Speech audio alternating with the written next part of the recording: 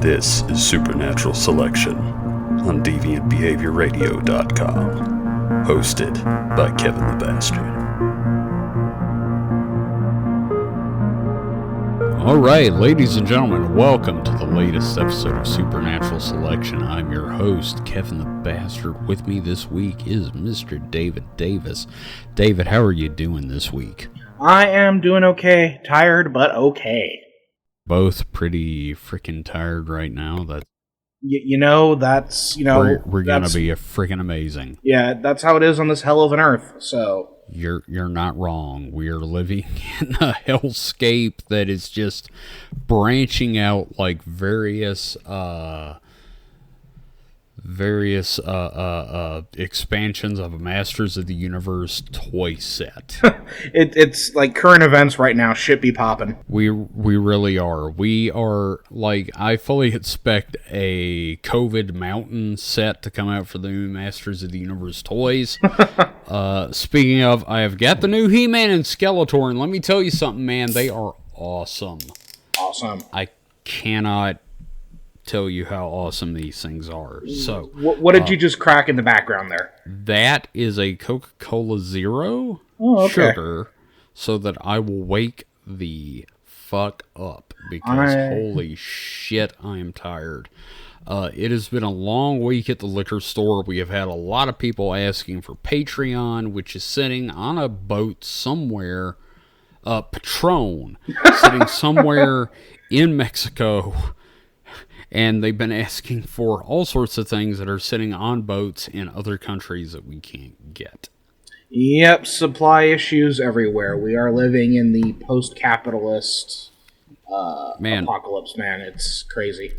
Let me tell you, the one thing I want people to remember is you're living in a post-apocalyptic hellscape with a pandemic. So please be understanding with the people that work in the retail environments you're in. We don't have a control over what's going on. All we can do is tell you, hey man, it's sitting in Mexico. You just gotta wait. Yep. So yeah. So David, this week we're talking about, and I say this every fucking week, this is one of my favorite topics. Because I only talk about my favorite topics right now because we've got that as an option. We're going to talk about, as an end piece to what me and Mike the Skeptic talked about last week with UFOs, this week we're talking about the Men in Black. Galaxy Defenders? I wish, man. If these guys were the good guys, I feel a lot better about the universe in general. So what we're going to talk about is we're going to talk about the real Men in Black, the men that show up after like horrifying. Actually, it's not even horrifying. What it is these guys will show up after like a UFO incident that doesn't mean anything and scare the shit out of people, and then people will be like, "Oh my god, I saw them. I seen them, Men in Black," and I've got my own theories about this. We'll get into that later. Yeah. I'm sure you've got similar theories about this. I'm sure. But let's talk about their origins for a minute. Like, first off, there have been sightings of men wearing black out.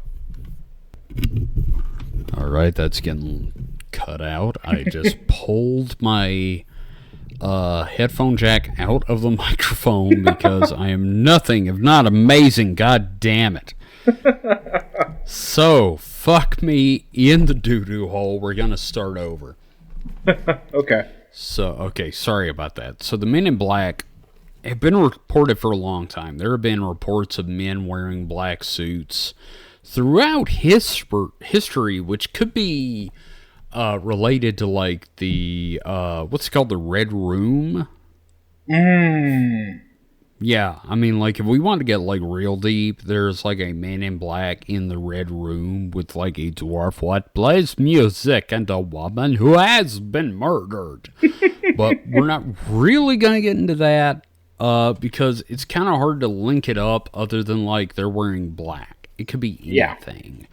Like, and in the whole idea of, like, Wicca and all that, there's, like, oh, we're going to sell our soul to the Man in Black. It's like, okay, could be Johnny Cash. I'm not going to lie.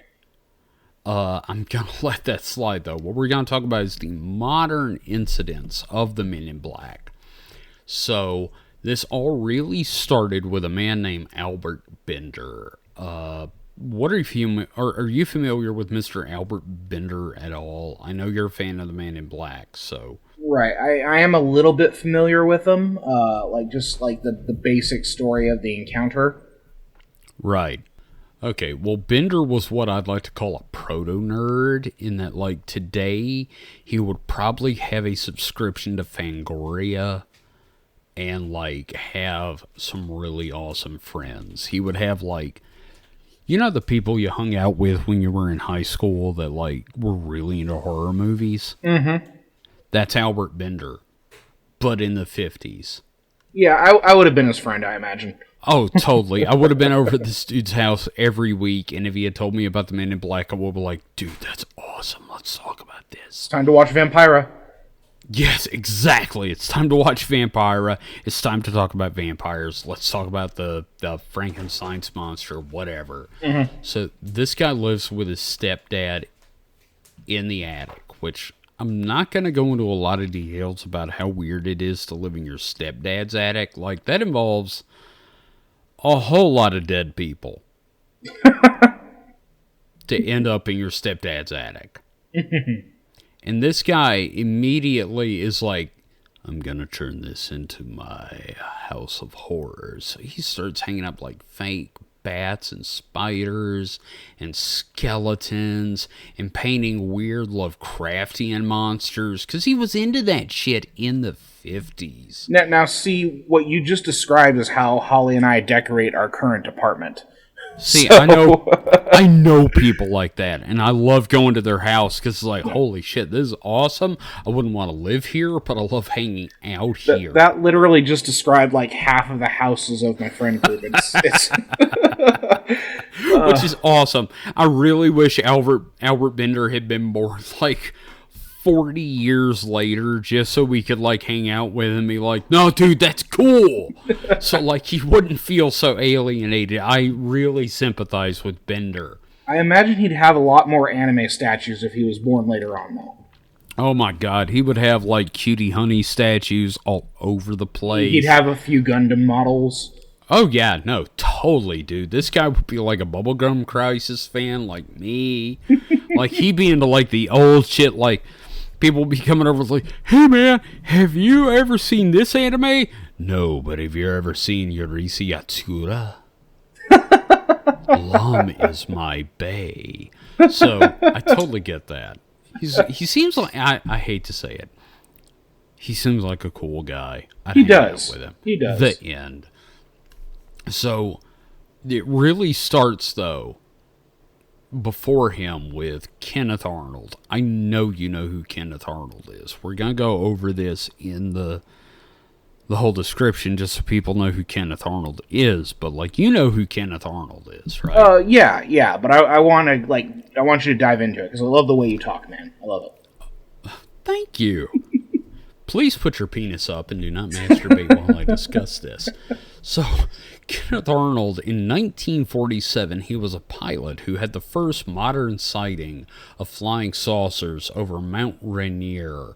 Now, he was looking for a downed aircraft at the time, and he saw these, I don't remember, I think it was like 9 craft, silver, skipping through the air like, you ever skip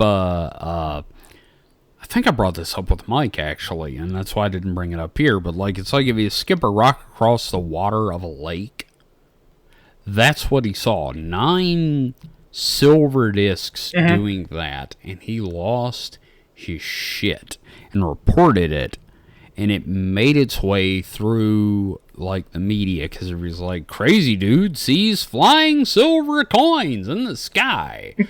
So Bender is a prime candidate to become obsessed with this because he has OCD. All right, he knows where everything in his room is at all times. You know, he's that kind of guy.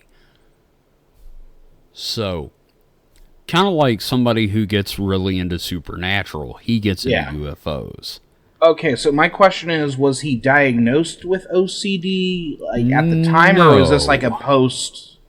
This is a post diagnosis? Bender diagnosis, because people read his journals, the descriptions of everything that happened, the way he talks about his room, and they're like, oh, this motherfucker has OCD, because he knows where everything in his room is at any given time, unless someone fucks with it, which is what comes up during the Men in Black episode. Everybody's like, oh, you've got it. You have so got it. This dude might be on the spectrum, which I don't know if we thought about this. A lot of people that get involved in UFOs seem to be on the spectrum, but that makes sense to me.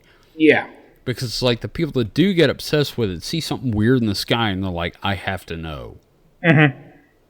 Like, if I were on the spectrum and I saw something that I couldn't explain in the sky, I'd be obsessed.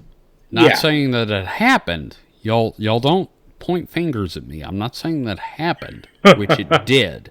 But, so he becomes obsessed with these UFOs after reading about the Arnold thing. He's like, holy shit, that's amazing. So he starts an investigation group called the International Flying Saucer Bureau, or the IFSB. Right? Yeah. And because it's the early days, it's not like these days where, like, maybe you've got a subreddit with 3 subscribers that are your friends from high school. This shit took off in a huge way. It is one of the biggest UFO investigation groups by around 1951. Now, can you imagine if they had access to Usenet groups? Holy shit, I can only imagine. Like that, I would have been in there, dude.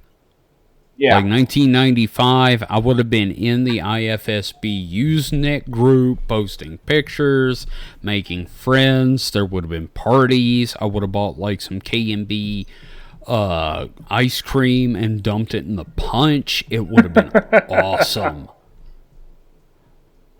Like, how would you have, like, okay, you're a young man, you find one of these groups, how would you have reacted? Seeing something like that. Sorry, I had to move the cat off my desk. No, it's fine. She got real interested in UFOs. Of course she did. No, like, I imagine, like, if the technology had been there sooner, how much more different the landscape for UFO investigation and studies. Oh my god.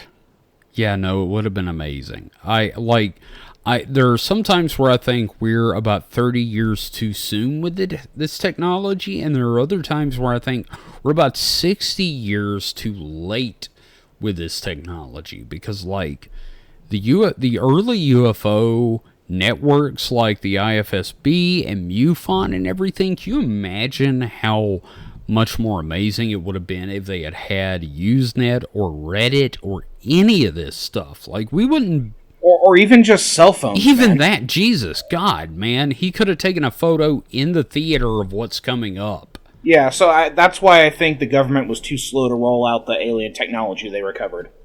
Okay, so you're actually going with the whole, they recovered this alien technology from Roswell and rolled it out in 47.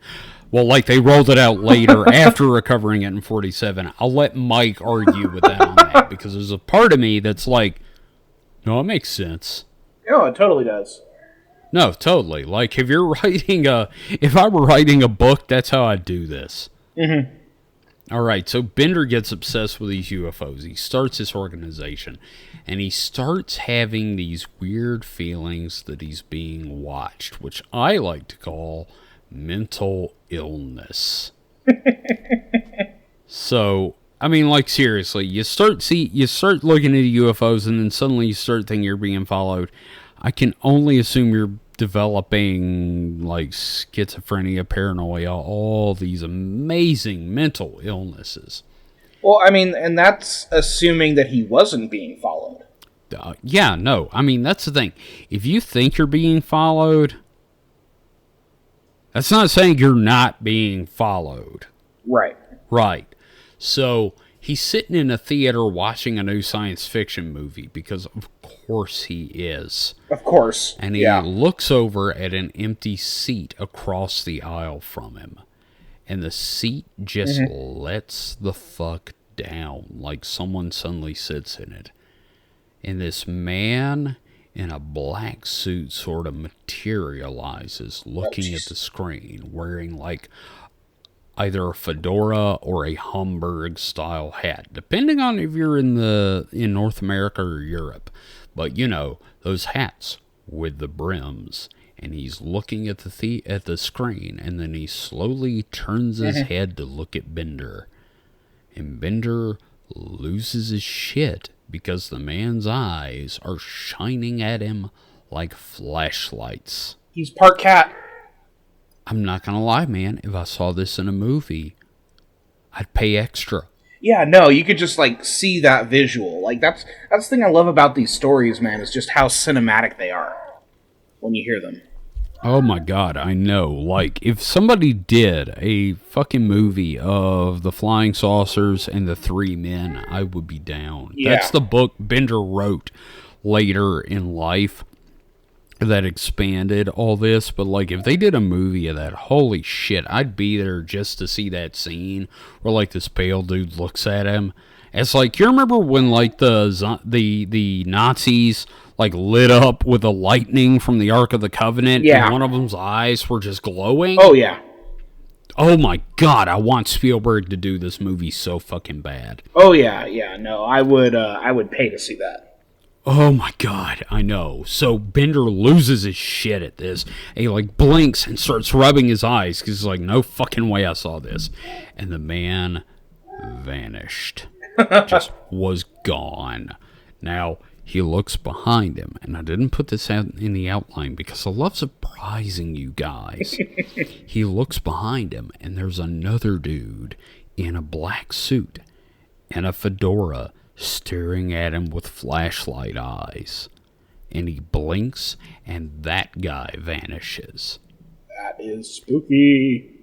I swear to God, man, like, okay, mental illness, sure, but, like, if I saw that and they didn't give me a warning about, you're gonna see, like, government agents with flashlight eyes when they gave me the medication, I'd lose my shit if I saw that. Right. Now, I have a question for you. Absolutely. Why are they dressed like G-men? You know what? We're gonna get into that. Okay, so here I am getting ahead of schedule. Possibilities of why that is, why they're doing that. Now, I've got some theories about that, like if they're time travelers, but like it's the 50s, it works. Mm-hmm. Like as an outfit, it works. Like if these are time travelers, that's the earliest this particular branch has to go. So like, all right, we're gonna wear 50s black suits and it'll work. Great. Yeah. But we'll get into that. Because you and me are going to talk about origins of the Men in Black. Because I've got like a whole section just mapped out for discussion. Because this shit is crazy. I cannot wait. Okay. So this guy, again, starts blinking like, I can't be seeing this. And the dude vanishes. So over the next few weeks, he has more brief instances like this. Where he keeps thinking he's being watched. And like... motherfucker's spider sense OCD shit is tingling that something is following him. And then one night, he comes home late from another science fiction movie. Again, I would have been hanging out with this guy in high school. Midnight showing of a science fiction movie. Tell me you wouldn't be there. Oh, no, definitely. He seems like he'd be the type to also crack jokes. He would be Mr. Science Theater and that shit. Oh my God, he'd be the Tom Servo of the group. The end. I would love to have hung out with Albert Bender. I'm getting it on record. I love this man with every aorta of my heart. So, one night he comes home from a science fiction movie where he's had a particularly bad, like, paranoia thing where he thinks someone's following him home. Could we call them episodes? Let's call them episodes. Yeah. Perfect. So he's had one of these MIB sort of episodes, and he comes home, sneaks into the house to not wake his stepfather up. Again, I don't know how many people had to die for this situation to happen. I mean, he could have just been cool with the stepfather, too. We don't have to assume people died. No, well, I mean, obviously his mother died at some point. And his father died before that. And, like, I'm not going to lie, man. This whole situation, I'm like, that is the coolest stepfather in the world, where he's like, yeah, son, come on, move on into the attic with me. I'm cool with that. If I had a stepfather situation, I would hope to have a dude like this. Yeah, I'm kind of in that situation with my stepfather. I'm, like, super close with him. Yeah, I mean, like, this dude let his stepson decorate the attic like a fucking monster. Like a haunted house. Like a haunted fucking house. Like, I would want to be my stepdad to be that cool with me if I had one. The stepdad's just sitting in the living room watching the news, and upstairs you hear the Monster Mash playing through the ceiling. Hey, it's like, you know what? I like this kid. Shit.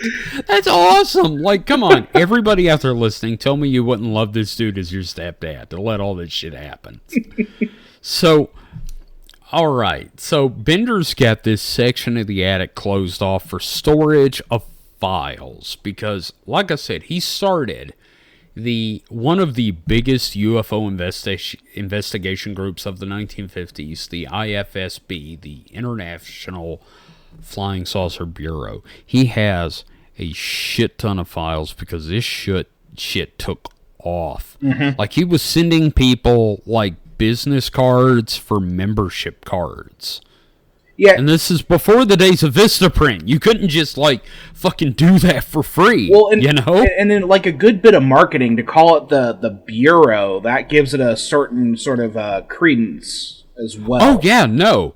Like, these days, somebody will be buying, like, a fake badge off of Bud K to do this shit. Yeah. So, he's got this separate room where he's got most of his files, but he walks in and, like, he can tell his books are misarranged. Mm-hmm. Because, like I said, he's been post-mortem diagnosed with OCD. Yeah. His room's fucked up, and he knows it. Like, that's the thing that gets me. He's got OCD, and he knows someone has been fucking with his books, and he knows it's not his stepdad, because obviously his stepdad is way cooler than to go up there and go, wonder what he's got on the bookshelves. Alright, so he walks over to the storage area and opens the door, and there is a orange glow. Ooh. And standing, as soon as the orange glow disappears, is a man wearing a black suit, black shoes, black pants, black jacket, black gloves, black Homburg hat, black tie, and a crisp, brand new white suit. And this man walks out after motioning Bender aside, and then two more men materialize one after the other, and they exit as well.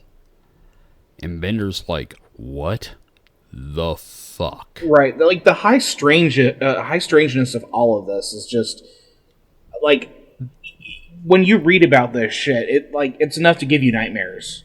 It is 3 a.m. I'm terrified bullshit. This is so fucked up. Like, if this happened to me at 3 a.m, I can't promise I wouldn't blow my brains out. Alright, this is, like, so fucked up. 3 men walk out of a tiny room full of fucking filing cabinets. Well, and they're just nondescript. They just apparate. Yeah, and they're not like modern Men in Black where they look like Mediterranean. They're just pale white. Mm-hmm. And they're just like, they walk out, and you know what they do after that? What do they do? They explain everything about UFOs to him. Oh my god. And they tell him, stop doing research. And with that, they go poof into an orange cloud with the smell of sulfur. So they were poo gas the entire time. They were man, this whole podcast should just be poo gas because of how much it plays into it, man. These guys were just living farts in black suits. Like, threatening. Dude, can you imagine that? It's like, stop talking about UFOs or we're going to keep farting in your attic. We're watching you. So, the next issue of the official IFSB IFSB magazine, which, let's stop for a second. These days, you can do a zine online. You can do a zine today going to, like, Kinko's. Do you imagine how hard it is to do a fucking magazine in 1951, 1952? Oh, for to real? release to, like, 2,000 to 3,000 fucking people? Mm-hmm. Jesus Christ, I can't even imagine how hard that would be. Now, how did he bankroll this stuff? That's what I have know. I'm assuming his stepdad was like, sure, man, as long as you don't rape anybody, go for it. Fuck. That's my only guess. It's like, as long as you're not a pervert, just do what you're doing, man. Hey, Dad, I need to use your Diners Club card for a zine. All right, boy, just, please come home. That's all I can think of, man. I don't know. It's horrifying in a way, but, like, also, again, I respect his stepfather, because it's pretty fucking awesome to just, like, be like, yeah, man, put out your magazine. That's pretty cool. Hey, you got any more of them rubber bats to hang on the ceiling?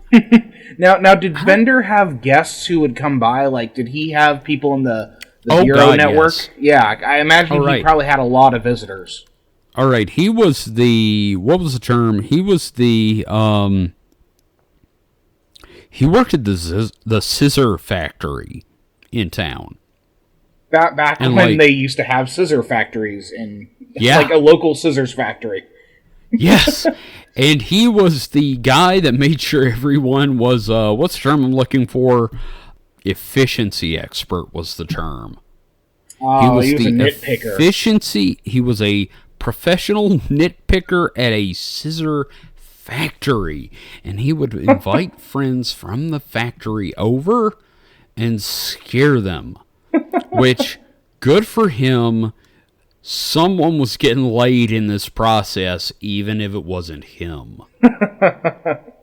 Like, there's a part of me that's like, I kind of think Bender was just an overall hero. Like, he's like the, like, ideal nerd.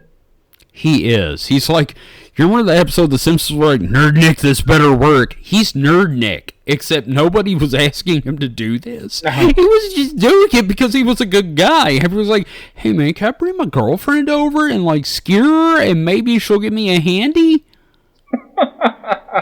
And Bender's like, yeah, okay, I could do that. Do you want me to wear the gorilla mask? Do you want me to bring a girl over for you? No, I am perfectly satisfied making sure you get laid. Like, I can't even imagine the situation there, but, like, I really honestly respect Bender, and I would, like, if he were to, like, materialize next to me right now, I'd give him a hug. Aww. I think if anybody in the UFO world deserves a hug, it's Alfred Bender. Albert Bender has been through some shit. Yeah. So, after these spooks materialize, and I mean that in the FBI sense of the term. Yes. The last issue of his official magazine, Space Review, comes out. The very last. And he explains that he now knew the truth of the UFO phenomenon, but he could say no more, and advised anyone continuing their research into ufology needs to be careful. Mm-hmm. Now, which, like, I've played a lot of ARGs, those alternate reality games, those kind of, like, marketing things, like, or those things where people make up stories and they do all these little features. Like, if I were kind of like Pokemon Go without the Pokemon, or kind of like Ted the Caver or that sort of thing. You know what I mean? Mm-hmm. But, you know, just like imagining if this were an ARG, that is like an oh shit moment. Like, that's a game changer. Oh my god, dude, that is like, I can't even imagine how the game would go after that. Right?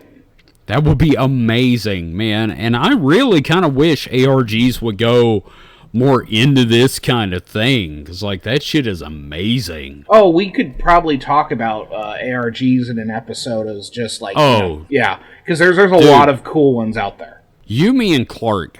I have talked to Clark about this, and we're going to do an augmented / fake reality episode, because he is all about we're living in the Matrix. Uh-huh. So, like, we're going to talk about that. That's a given. Mm-hmm. So, I really look forward to this because I think ARGs are kind of like, there's a part of me that's like, maybe they're trying to let us know what's really going on. Mm-hmm. Well, and it's just showing that, like, you can create a believable reality that is artificial, so who's to say that our current reality is not artificial? Oh, absolutely. That's an amazing idea, and I can't wait to talk about it in depth for like an hour and a fucking half.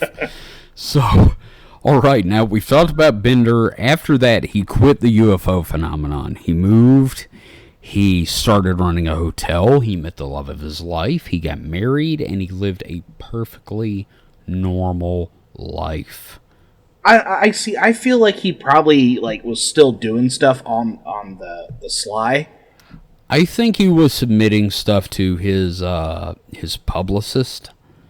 Yeah. And keeping his name out of it, because he did have a publicist that worked with him that was notorious for, like, embellishing things. And I can't help but think maybe Bender was still submitting this stuff and telling his wife, no, I'm out of it, baby. Come on, man. What's going on? I'm not doing that shit anymore. Meanwhile, Dear instead of Steve. Yeah. Yeah, meanwhile, instead of, like, a porn stash under the sock drawer, he has a bunch of UFO files.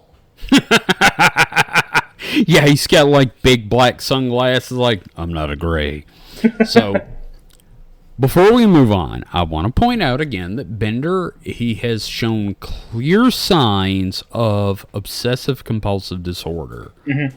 Just from, like, you know, his... If you read the detailed information about him, this dude was obviously OCD. And I need to point out, if you really want to read about this stuff, you can look in, again, Unexplained by Jerome Clark. And The Real Men in Black by Nick Redfern. Nick Redfern has written so many books about the Men in Black. Just check him out. He does nothing these days other than collect information about the Men in Black. You're going to love his stuff. If you're into this, he has got some incredibly detailed reports. And we're going to talk about a few of those that I have not put in the outline because I want these to be surprises. They are amazing. So, that's our resources. Alrighty. Again, though, Albert Bender, clear signs of OCD. Secondly, he was prone to seizures. And what's one of the telltale signs of seizures but smelling strange things, including sulfur? Right. Thirdly, this guy probably on the spectrum, all right? Yeah. Just from the fact that he becomes obsessed with subjects and starts writing stuff about him. He puts out magazines about them. Come on, man. I mean, like, that's a given, right? I mean, like, in the 50s... Yeah, I mean, with his behavior like that, that's, like, far outside what was the norm. But also, like, you know, it may not have been as... outside the norm as we think, because like when it comes to like behaviors like that, they tend to go unrecorded, but like a lot of people had stuff like that going on. They just were very like careful about showing it, which the family was careful about showing it. Which you know goes to show why his newsletter, or I'm sorry, his magazine was so big at the time. It's because there were a lot more people into that stuff than in hiding. Yes. Yeah. And like, you know that if this had happened in the 1980s, it would just be a magazine about the Bionic 6. He definitely would have been caught up in some sort of fandom. We're just fortunate it was like UFO fandom. Yeah, and not like, say, Ted Bundy or even Mask. Yeah, or like, you know, if it were 10 years later, he would have been like one of the first Star Trek zine publishers. Oh my god, this dude would have been so into Digimon. Oh my god. So, and the fourth thing I want to bring up is Bender's family had a history of seeing phantoms. And you can make of that what you will. They saw, like, women in black. Mm-hmm. Women in white. They had, like, a haunted house in their history. Like, his whole family had a history of seeing, like, specters, spooks, and ghosts, and phantom apparitions showing up. So, like, make of that what you will. I mean, you could say it's like mental illness running in the family, or you could say he had, like, psychokinesis, some kind of psychic phenomenon running in his family that made him open to accepting this stuff. Right, and I have a theory on that, but I think it'll fit in later when we talk about, like, the origins of these things. Okay, well, actually, I would love to hear it right now, because we're about to go into a little bit of that. Well, it's time for everybody to pour yourself a drink and take a shot, because it is the superstructure. Hang on, let me get my bottle of Rebel here and take a shot. Go ahead while I do that. So yeah, basically the idea is, you mentioned it in the description, they saw women in black, they had phantom encounters and that sort of thing. So again, if we think of reality as being something that things from another dimension can bleed into, it just seems that maybe in his family there was some sort of awareness of this bleed, and that these things, based on the time when they are seen, right, are shaped to the period. So a woman in black, a mourning woman could be a ghost. Sure. People see a woman in black. It doesn't stand out too far, and it doesn't stand out too much in, like, the 1880s. You know what I mean? We have a family specter. Yeah, no, I totally get that. Yeah, I mean, so that's a thing. People have, like, family ghosts that they talk about. Like, not in the U.S. per se, because we're only, like, 200-something years old, but, like, in the U.K., you get, like, thousands of years of, like, we have a guardian specter that watches our family. I don't know why I went with that accent. Yeah, that's not UK at all. But. No, not even remotely. But one of the things I want to bring up about this whole idea of, like, the Phantom Spectre is, what if he had Fey blood in him? Yeah, and that's also another thing, and that also can kind of relate to that idea of the super spectrum. And, when you talk about him being on the spectrum, when you talk about him having OCD and that sort of thing, like, this isn't, like, anything backed up by medical science, but there is that kind of... Absolutely. Let's not put science in here, not now. But there's kind of that belief that individuals with those kind of brain patterns are more susceptible to phenomena. And it could be entirely possible that, like, it's just something in his family history, in his genetics or something that makes him prone to these sort of things. Absolutely. I'm a big fan of this idea that maybe Fey blood, whatever is bleeding over from the superstructure, has bred into us over the centuries and allowed us the ability to sort of see and experience these things.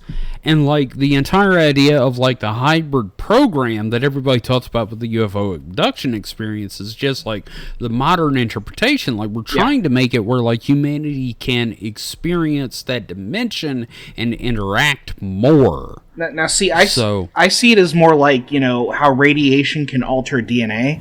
That, like, if I'd be curious to see if his family history has a lot of presence around, like, say, ley lines or something like that, and just, like, continual exposure to that kind of weakened dimension. Like, if you believe in this stuff, if continual exposure to those areas of high strangeness has almost like a radiation effect, which then might, cause that. Right. Alternately, lead paint. That too. I'm going to go with the lead paint might also be an option. Exactly. Like, because we're talking about old haunted houses. There might be some, this paint sure is tasty, Aunt Jemima. Please let me eat some more. Plenty of black mold. Oh, my God. Can you imagine? Just like, wow, ceiling's black. Oh, and here's the thing. Like, if someone dies in a house back then, They didn't have the ability to, like, clean as well as we do today with all of our chemicals that are destroying the environment. So, like, if someone dies in a room, that room is, like, forever tainted by, like, corpse and presence. Like, the whole idea of preservation of corpses really didn't come around in the United States until the Civil War, when, like, somebody died in the South and you had to ship them home because, Johnny Reb shot him in the ding-dong. So you've got, like, this whole thing of like, well, we better hold a wake for dead Uncle Jimmy. Mm-hmm. So like they keep Jimmy in the room for 2 days, and like I don't know if people today realize what a wake is. That's not just an honorable thing where you're like sitting with the dead for honor. You're making sure this motherfucker isn't dead before you put him in the ground. Mm-hmm. Yeah. So like there's a lot of weird shit in old houses. Yeah, death wasn't so cut and dry back then. Like, no. When they would bury people, they used to have like bells, and then like if the person was still alive underground, they could ring the bell. They used to have air tubes. Imagine for a second waking up in a coffin. Oh no, thank you. No, if I'm gonna tell you right now, if it were the old days, I'd be like, in my will, before I die, please include a single-shot pistol in my jacket pocket before I die, because goddamn if I ain't gonna go through that shit. I mean, like, seriously, man. Yeah. Like, the whole idea of an air tube and a bell, that's great and all, but, like, that's maybe 1 in 20 coffins has that shit. Yeah. Give me a gun. I'm done, man. If I'm already in the ground, I'm like, well, we've already decided. Blam. Okay? So, yeah, I mean, like, that's his whole family had this weird thing, and I'm not necessarily willing to count all that out. Mm-hmm. Yeah. Like, he was predisposed to maybe see these creatures that maybe Aleister Crowley let out. Oh, interesting.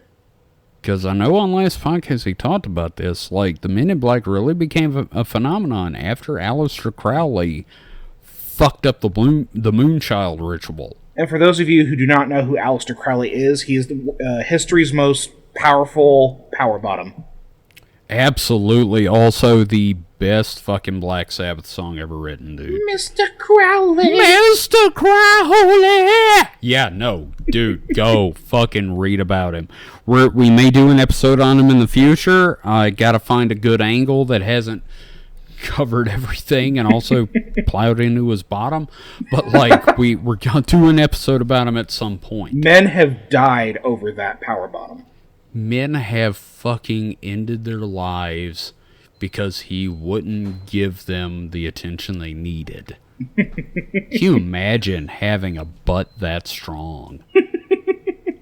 My ass cheeks can drive a man insane. I mean, like, well, I haven't tried, but I assume so. I haven't either, but, like, can you imagine, like, somebody looking at your resume? Well, Mr. Heyman, it seems you have experience as a manager in retail.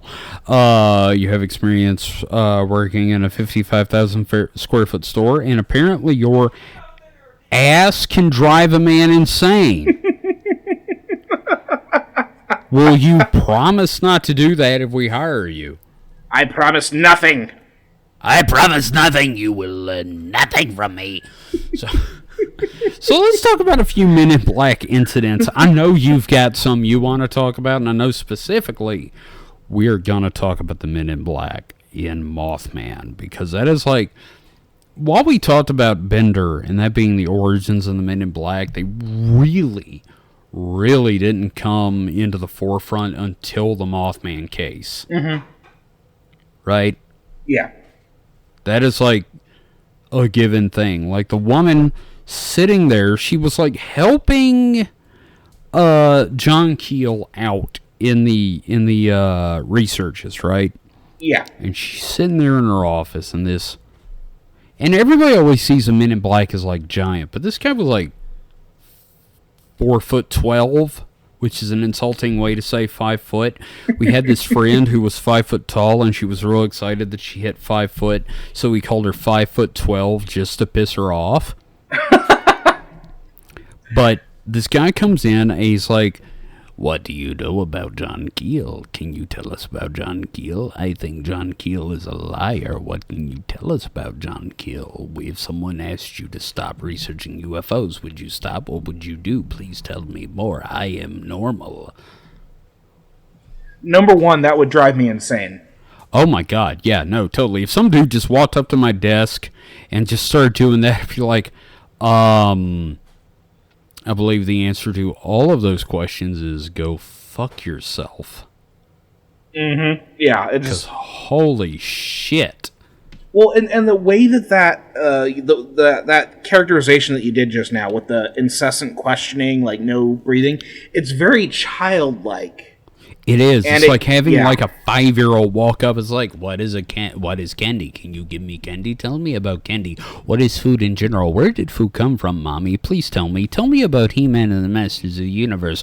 Where did the sword of power come from? All sorts of shit like that. Yeah, well, it's kind of like that meme video of Jonathan Frakes on Beyond Belief Fact or Fiction, where they edit all the questions together. I love that video so fucking much, man. Because that is like me researching the paranormal. I just show up to people doing that. Yeah. Oh, so, like, I guess in a way, if I wore a fedora, I'd be one of the Men in Black. You know, which we'll get into that. That's one of the things. But, like, okay, so some dude comes up and he goes all Jonathan Frakes on her, right? That's what we'll call it. Going Jonathan Frakes. Okay, so he's going... I love that so much, dude. You cannot believe how much I love that. So he's going Riker on her, and she's just sitting there nervous, clicking her pen, just click, click, click, click, click, click. She's got like an old school ballpoint pen, and the Man in Black is just staring at it and goes, "What is that? Please tell me what that is. What is that you have in your hand? What is that you are clicking? What are you doing?" And she goes, "It's a pen. You can fucking have it." And just holds it out to this dude that's getting on her nerves. And he just takes it from her hands, starts giggling, and runs out of the office, never to be fucking seen again. Yeah, that's what's great about these encounters. Like they range from terrifying to completely ridiculous and surreal and hilarious. I know, it's like having fucking Slappy Squirrel from Animaniacs show up in your office and just start talking to you. Suddenly there's this fucking cartoon character. It's like, "I like pens." It's like a Kids in the Hall character showing up is what it is. Mm-hmm. Yeah. You have my pen. Give me my pen. I want pen. Give me pen. Pen. Give me pen. So, dude runs out, and then, like, apparently later he shows up at a dinner party where she is. A dinner party with like 20-something people. This fucking Man in Black shows up with like a giant... You remember how 8-track recorders used to be? Just 2 giant spools in a suitcase with buttons and like a little microphone attached. So I do not remember that because I probably was not born.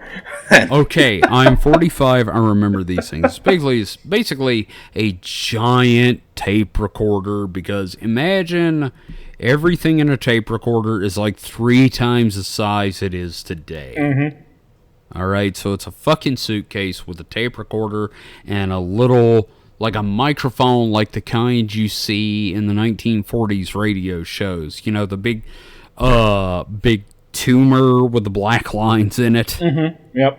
Okay, imagine that, but smaller. Yep. Okay, so this Man in Black shows up and is like, "Hello, I am a friend. I am here to record. How are you? Hello, I am a friend. I am human. Do not ask me questions." And he can't figure out how to work the tape recorder. Apparently, he didn't pay attention during the training program. Yeah, he fucking zoned out during that part going, "I would like to masturbate. What is masturbation like? What is cum? Please tell me about human cum." So, that sounds like the beginning of a really fun porn video. It really is. It's like, just like, "Tell me what cum is." "Oh, I'll show you what cum is, baby." So, he's walking around with this fucking suitcase and a microphone, and it's not working, and he's asking people fucking questions like, "Do you know about UFOs? What do you know about UFOs? Do you know John Keel?" And everybody's like, "Fucking leave me alone, you weird little shit." So he goes up to the secretary again, the one that's been working with John Keel. I'm not saying that John Keel has been fucking this woman. No. But given what I read in the Mothman prophecies, John Keel is fucking this woman. Good for him. Good for him, good for her, whatever. Man, if any UFO researcher that manages to get laid, I owe you a round of applause, alright? So, dude walks up to her and it's like, if someone told you to stop researching into UFOs, what would you say, ma'am? Do you know John Keel? What about John Keel? And she goes, I tell them to go fuck themselves. Yeah. Which, I love this woman just for that. Mm-hmm. Like, she has been a smart ass to the Men in Black the entire time, and I'm like, that is awesome, man. Mm.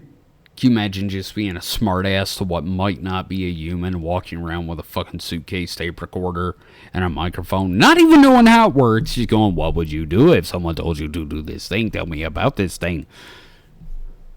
And she just goes, I will tell them to go fuck themselves. And he's like, all right, thank you, goodbye, ma'am, and leaves. Like, that is it. That is like he is, I have fucked up. I need to go back home and tell my superiors what has happened. Here are superiors. Here's what has happened. So he goes out, gets into a 1950s car. Not any maker model that anybody recognizes. I really need to emphasize this. They get into like old school 50s cars. Uh-huh. But not anything anyone recognizes. Well, like, this isn't like a Cadillac or a Lincoln. It's like a blah blah blah blah model blah blah blah blah. Well, and all these are like, again, with like the Men in Black figures and with these vehicles, they're all approximations. They're all like, it's someone's best guess of the 1950s. Yeah, which is try to be the most nondescript as possible. Oh my god, yeah, it's like fascinating how it's like, we're trying to be nondescript, please do not put a logo on the car. And they just show up in this thing with like fucking fins on it. Mm-hmm. And people will be like, I think it was a Cadillac. Mm-hmm. But it wasn't a Cadillac. Yeah, because it has all the elements of like the different cars of the period. So you could... Yeah, it's like a 57 Chevy without being a 57 Chevy. Yeah. And jet black, and it'll pull out with no lights on and then just fucking vanish. Yeah.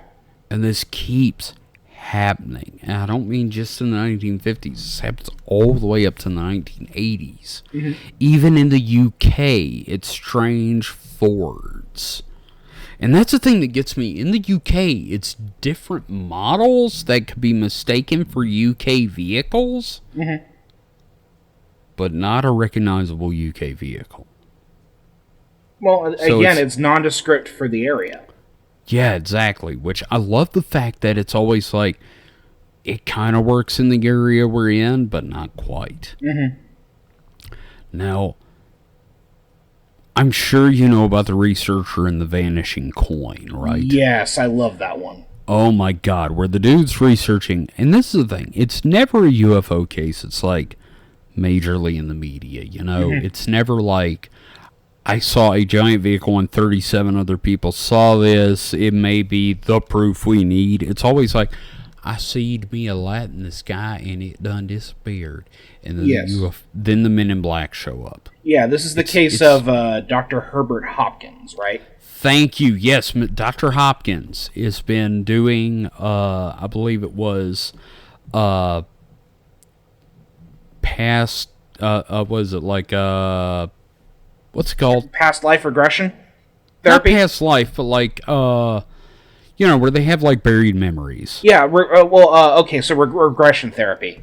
Regression therapy, thank you. From what I recall, from what I recall, it was part of a UFO case. Like, they were using the regression therapy to... Yes, because it was like a signing of a UFO, there was some missing time, but it wasn't like a major media thing. They didn't go to the news. I want to point out that I did, in fact, have a shot of Rebel barrel select from our store before we went into this, and that's why I'm having some slight verbal problems. Oh, that's fine. Anyway, thank you, David. You are fucking amazing. I love you so much. All right, so this guy's going into some memory regression. They're trying to pull back some information, and they get something. And this researcher has it on tape, and he gets a phone call from someone from, I believe it was the New Jersey UFO group. Hello, is your refrigerator running? Hello, is your refrigerator running? It may, in fact, be responsible for paranormal things. Can I come and talk to you about this? Would you like to talk to you know how to talk? So, dude says yes, which I want to say like a fucking idiot, but the thing about the Men in Black is when they call you and ask if they can come over or show up at your doorstep and ask to come in, they invariably say yes, against your better judgment.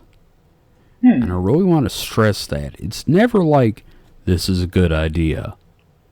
It's always, this is a terrible idea. Yes, come in, sir. So a guy comes in, starts talking to him about the UFO case and telling him, you need to stop. In fact, you need to get rid of all your evidence of this case. And the guy is, like, big.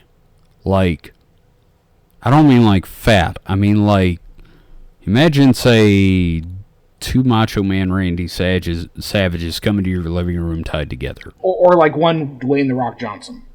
There you go. Okay. Thank you for bringing it modern. So one The Rock walks in, and he's pale, and he's got, like, some wires sticking out of his skin and then going back into his skin. Oh, God.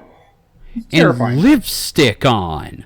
Because he doesn't have actual lips. He just has a slit and lipstick over his mouth to emulate lips. He jokered himself. Yeah, and he just keeps, like, touching the back of his hand to his lips going, something is wrong with my lips. I do not understand what is wrong with my lips. I seem to be running out of energy. I do not understand what's going on. So, anyway, Dude Pole says, you have the current contents of your pocket. You have your wallet, one coin, and a comb, and a ballpoint pen. Please take the coin out of your pocket. So Dude pulls a quarter out of his pocket, and this man in black says, please stare at the quarter. And the quarter turns blue and vanishes. And then he says, do you know what happened to Barney Hill? Do you know what killed Barney Hill? And the guy says, I don't know, a heart attack? And he says, that is almost true. What happened to the coin happened to Barney Hill. We can make it happen again. Oh, jeez. Well, and something, one thing, the Man in Black, the Man in Black, he said something about, like, the coin never being on this plane again. Oh, yes. Yeah, no, I totally forgot about that. Like, Yeah. It went somewhere. Imagine for a second you're being threatened with someone sending your heart to another fucking dimension, like early Funimation Dragon Ball Z. Like, I'm not killing your heart, I'm saying, hey, sending it to another dimension! So, fuck. I mean, like, shit, dude. Dude just made a coin disappear out of my hand and made it vanish. I'm gonna do whatever the fuck he says. So, guy makes a coin vanish, says, that's what happened to Barney Hill. I can make it happen to you. Oh no, I am running out of energy. Can you please help me to the door? I am running out of energy and I cannot keep doing this. So the guy helps him to the door. And there are just headlights in the driveway. I really want to stress it was just headlights. He never saw the vehicle. Yeah. So the man in black walks after the headlights, gets in, and then the guy sort of wakes up, and the headlights are gone. You know, and what's interesting about this encounter is like how the man in black keeps talking about like he doesn't have the energy. It's like they, you know, and just seeing the headlights, something, you know, in the description of the man in black with like all the wires, the incomplete kind of mouth thing. It's just, maybe they didn't get enough gas on the way over or something. Shit. So you're saying that they didn't stop at the sit-go long enough? Yeah, it's just they didn't have enough resources, or maybe they weren't close enough to. Yeah. I love that. The idea that they didn't stop at the Exxon long enough to get gas. They were still buffering because of the man in black. They were still buffering because of the interdimensional Wi-Fi. Was it was bad. Oh my god, that would be amazing. I would love that. So, okay, so Hermie goes back to the car and vanishes, and the dude immediately grabs all of his information about this UFO abduction and burns it in the fireplace, because God knows I would. Yeah, I don't blame him for that. No, totally. I would not blame him for that at all. In fact, the fact that he reported this at all shows, like, an enormous amount of balls. Like, I wouldn't do that. Mm-hmm. Like, he told John Keel about this incident, which I know the book is called The Mothman Prophecies, but, like, seriously, the majority of it is about Man in Black incidents and just UFOs. Yeah. And I highly recommend reading this shit, because it is amazing. That is where I got that from. And then, like, again, dude, what's his fucking name? I'm forgetting. Nick Redfern has, like, so much information about these things. Let's talk about Tiny, the man in black. This guy shows up and says, you have gained. He shows up in New Jersey and tells his family, like, you have gained, what's it called when you inheritance from a dead relative. I need to talk to you to make sure you are the person that gained this inheritance. My name is Tiny. It is a joke. Please let me in. So this mother and her, like, 3 children let this dude in and talk to him. Bad idea. But never, ever let a man in black inside. That's just a given. It is a terrible idea. So, again, Tiny is like, there is something wrong with my lips. What is wrong with my lips? And he's got lipstick around his fucking mouth. He's got wires sticking out of his skin, going back into his skin. He is huge. He's pale, but not like a gray. He's pale like a dead man. Like a reanimated corpse, which I really want to let that sit with the listeners for a second. You know? Mm-hmm. And he asks all these personal questions about the wife's husband's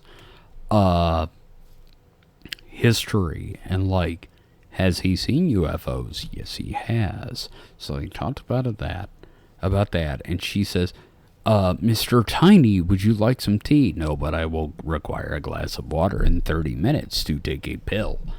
So they keep talking. In 30 minutes, Tiny starts turning beet red and goes, I would like that glass of water, please. I need to take a pill. Please give me the glass of water. So she runs and gets a glass of water, brings it back, and he takes a pill. And suddenly, Tiny goes back to being dead colored, finishes the questioning, goes out, gets into a black shape with a pair of headlights, and vanishes. Mm-hmm. Oh, man. They never hear from this guy again. No one ever, there's never a second visit from the Men in Black. You know, and it's this thing where, like, you read about it, you hear about it, sounds incredibly goofy, but when you put yourself in that moment, it is the weirdest, freakiest thing. Oh my god, imagine that. You're just cornered by this fucking undead giant who's like, I need water to take a pill. Please give me water to take a pill or things will go wrong. Please give me the water. It's crazy. I can't even imagine the kind of balls it takes on anyone to go through that and then tell another human being that this happened. Mm-hmm. Like, and there have been other reports of Men in Black in recent years, and it gets more paranormal as it goes. You know, it's always like I saw someone in a clothing store and they were talking to me about aliens and they had like a gray baby in the stroller and then just fucking vanished. Yep. And it's like, that's horrifying. Again, read Nick Redfern. This shit is amazing. And it becomes weirder and weirder the more you read. And like, I don't know what I'd do if this happened to me. Yeah, I keep trying to put myself in those situations, and it's just like, I'd wonder if someone had spiked my drink or something.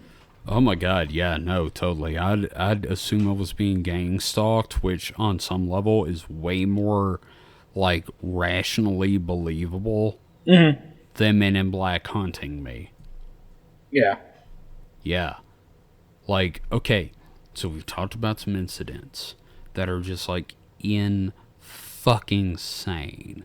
And there are a lot of theories about the Men in Black. One of my favorite being that Albert Bender, being subjected to all these mental problems and the family history and everything, created a tulpa or summoned a tulpa that had already existed. Mm-hmm. And that these things are feeding on our fear. I can get behind that. Like, yeah, I would love to have like a tulpa episode, because that's fascinating. Yeah, I mean, like, these guys, they only show up when it's like a inconsequential UFO. Mm-hmm. So, like, I'm totally down with the idea that these are thought form energy creations that feed on our fear. And that's why they show up to the inconsequential UFOs, because there's no government presence, there's no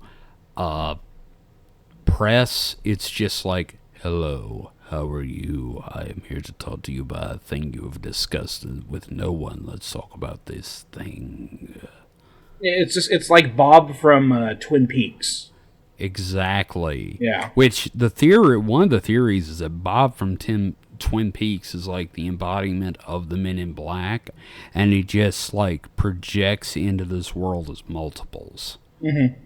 Which is a fascinating idea, and also fucking horrifying that anything that David Lynch came up with could exist. Yeah, Firewalk with Me, baby. Oh, fuck that, man. Fuck all that shit that came out of his head. So, like, shit. So we've talked about them being tulpas. Another theory is that they're aliens working with the U.S. government, which... like out of Dulce Base or whatever? Yeah, out of Dulce, you know, where they've got, like, the hybrid program going on and, like, all this. I guess we need to talk about, like, government bases at some point, which would be, like, Dulce and, like, the Denver airport. Well, we'll have to talk about, like, the lizard people conspiracy, because that factors into all this. I'm gonna have to let somebody else talk about that, because I swear to God, if I talk about the lizard people, I'm gonna lose my fucking job. So, anyway, the theory is that they're like also aliens employed by the government from the whole alien, the military alien industrial complex. Mm-hmm. That are just like aliens or animated corpses from that. Mm-hmm. Which, how do you feel about that theory? Like, tulpas, I know you're all down with. Because, like, fucking tulpas and shit. Yeah. Like, you know, it sounds silly to, like, kind of, like, split hairs here, but, like, the tulpas seem more believable to me than the other thing. I love that. I love that, like, imaginary friends that have taken on physical form is more believable than the aliens working with our fucking government. It's I can't, like, explain it. It's just, like, if I were to think between the two of them, I'd be like, no, I could buy the tulpa thing, but like, yeah, no, I am 100% on your side on. You know, let me put it to you this way: could you believe our government could hide aliens? Have you seen those clowns in Washington? You are bathing in the mic water right now, because, like, seriously, I'm there. I don't think the government could do that. So the mic water has a refreshing mint flavor. It does, and it's delicious.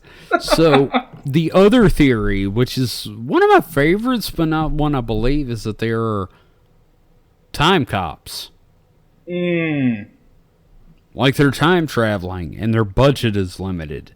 So they're limited to their outfits to close enough. That's very funny. That's like the setup for a movie or a TV show.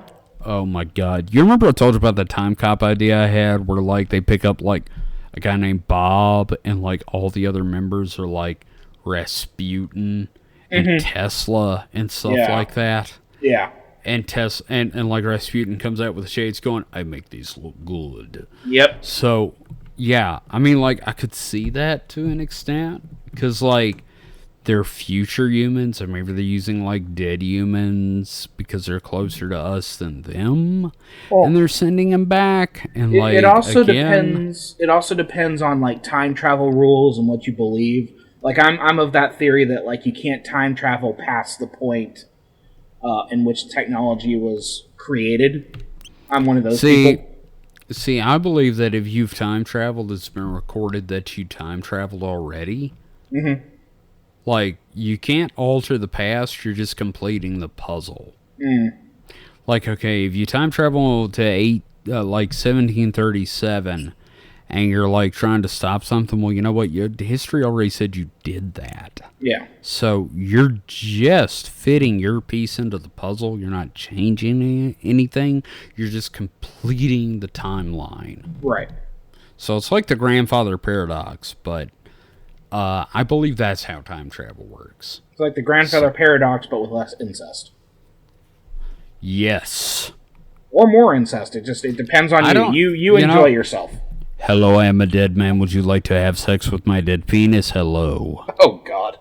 Yeah, no, I can't imagine anybody answering the door to that and going, take me, dead man! I just can't imagine it. I don't know. So, what you believe more in the Tulpa idea, right? Yeah. I mean, so again, it's about, like, energy. And I feel like it would be possible, like, of all these things, that you concentrate energy so much. I guess it extends to magic and the idea that, like, you write your own reality. I think magic, and I don't mean to sound like fucking Asimov here, but I believe that magic is just something that we don't understand that is highly advanced. Mm-hmm. So, like, maybe it's a point in the future where we totally understand how reality works and our minds work with it, and we're, like, influencing the past. Or even now, like, maybe there's somebody that's like, holy shit, I get it. Yeah. So, and then like, we call them crazy. Yeah, we call them crazy, we call it magic, but it's actually just Steve became God. He became the Godhead. Yes, Steve became the Godhead and he didn't need the purple robes. So I think maybe that's it. I think maybe you're right about the Tulpa thing. That's just me. I think that it makes more sense than the government, because if we've seen one thing in the last 2 years, the government is incapable of doing anything cohesive. Mm-hmm. So, and the time travel thing, I just think that, like, you can't time travel and change the past, you just time travel and complete the past. Mm-hmm. So, it just leaves brain ghosts. That is a great description. Brain ghosts. Fair enough. So, here's another question before we wrap this up. How do you feel about the Men in Black? Are you scared of them? Are you okay with them? Did the movies do anything to help that? Well, okay, so I was aware of the Men in Black before the movies. I think well, at least the first movie is a lot of fun. I've not even seen you the and other me ones. I think I've seen the sequel. Knew about the Men in Black before the movies because we're those guys. Yeah. So, like, the Men in Black, I find them super interesting. I don't know necessarily if I find them to be something to be afraid of or something to embrace. It depends on the encounter that I read. And it's one of those things where, again, like, the encounters, they range from surreal to terrifying, and it depends. Yeah. I have no like firm stance on them beyond bewilderment. That's fair. I can get that. Yeah. My stance is generally, and this is like, I've read a lot about the Men in Black over the last like 2 years. I read the Mothman Encounter. I've read like 5 or 6 Nick Redfern books. And like, Nick goes a long way toward trying to make the Men in Black something horrifying again, something terrifying to beware, you know? But like, I keep coming back to the fact that if you can run them off with a ballpoint pen, I'm not that worried. Right. You just hand them like a flashlight and just watch them like freak out because like, ooh, makes light. How does the light work? How does light work? 100% honest. I keep a tiny flashlight on my keychain specifically to distract the Men in Black if they show up, because I've been doing a lot of research, and everyone I read, every book I read about the Men in Black says, if you're doing research on the Men in Black, you better watch out, because they'll show up. They might knock on your door one Sunday night and be like, hello, how are you? We are here to talk to you about aliens. Or like, you know, maybe the black-eyed children doing the same thing. And it's like, hey, let me in, I am a child when it's dinner time. Oh, we haven't even like touched on the black-eyed children either. But, oh, shit. We're going to do a whole episode about like other creatures like that, because those are fascinating. I really think they're like Men in Black in training. But you know, it seems to me like the best defense against the Men in Black is jingling your keys.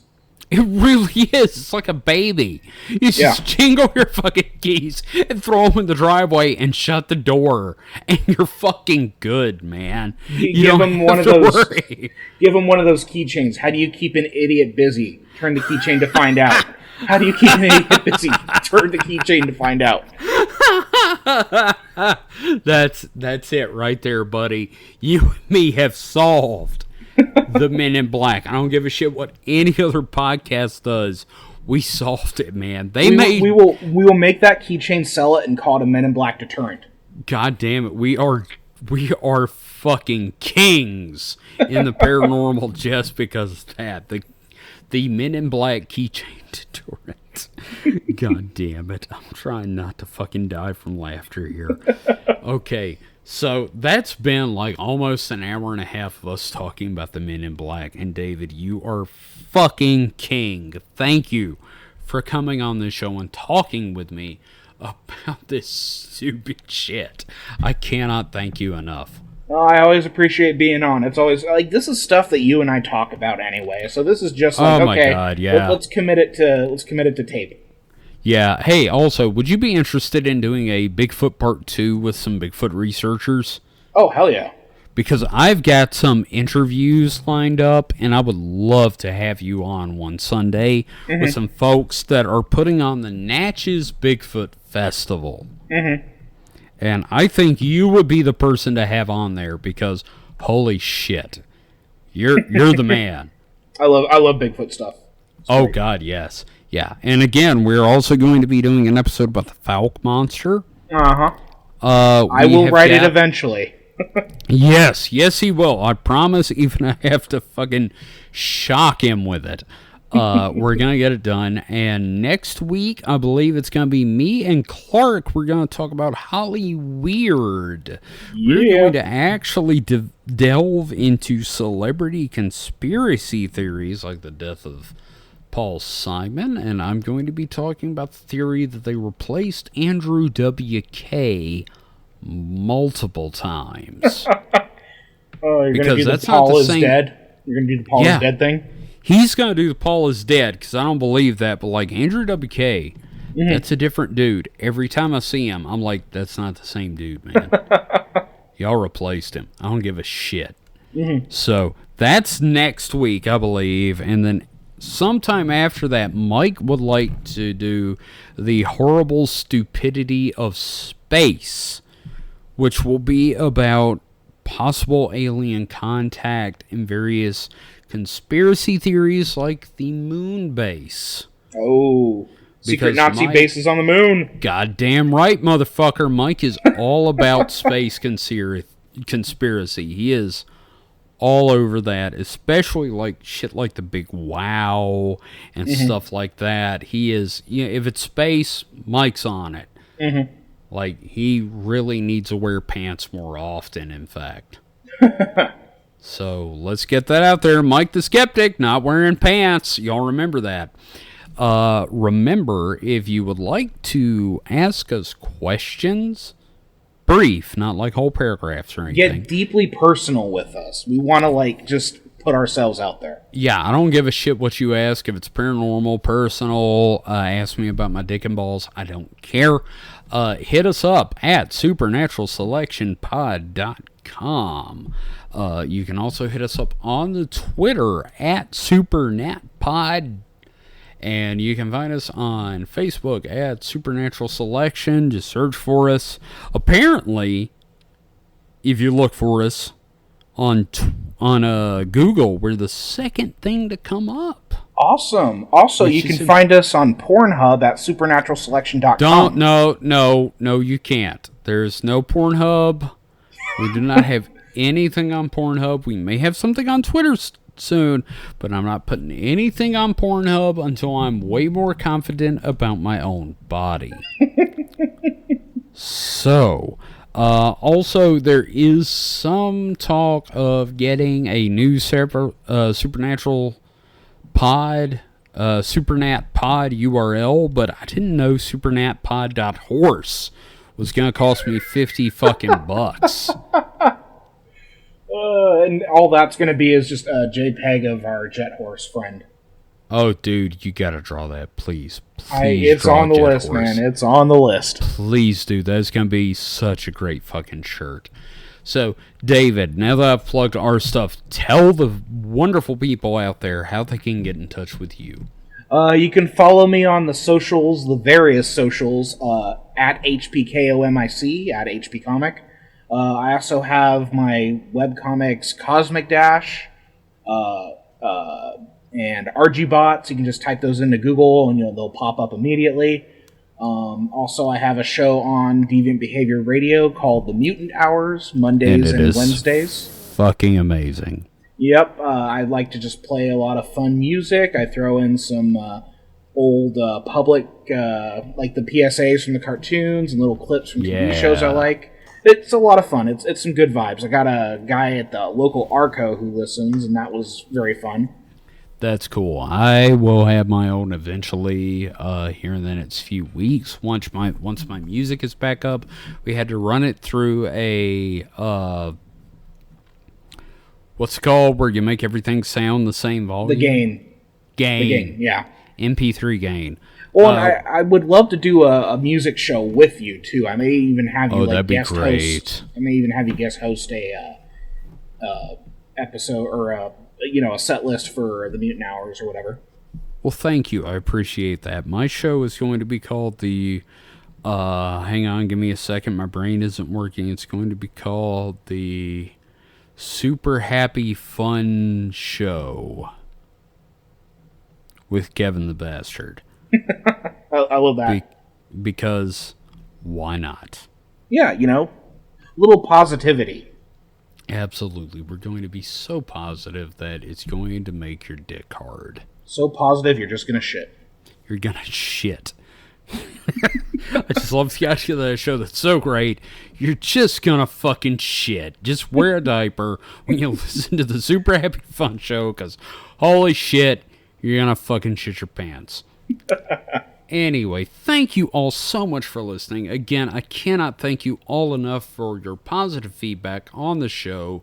Again, hit us up at supernaturalselectionpod.com. Hit the contact link and send us any information. I'll be sure to send it to Mike the Skeptic, and he will read it out on the next show he's on, and we will talk about your questions or thoughts. So, until next time, this has been Kevin the Bastard and David Daisies I did not say that right. Kevin the Bastard and David Davis. Stay frosty. Supernatural Selection has been a production of DeviantBehaviorRadio.com. You can find it and more shows broadcast weekly at DeviantBehaviorRadio.com. Our theme music is Screensaver by Kevin MacLeod. It is used through Creative Commons license, and more of his music can be found at incompetech.filmmusic.io.